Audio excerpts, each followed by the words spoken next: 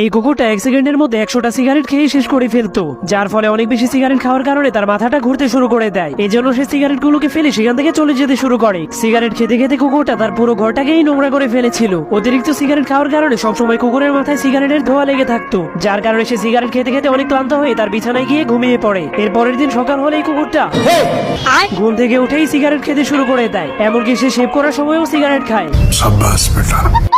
এরপর সে তার অফিসে গিয়েও সিগারেট খেতে শুরু করে দেয়, এমনকি সে তার চায়ের সাথেও সিগারেট গলে খায়। এরপর সে অফিস থেকে বাড়ি ফেরার সময়ও একটা সিগারেট খেতে খেতে চলে যায়। এরপরের দিন কুকুরটা তার অফিসের পক্ষ থেকে পিকনিকে চলে যায়।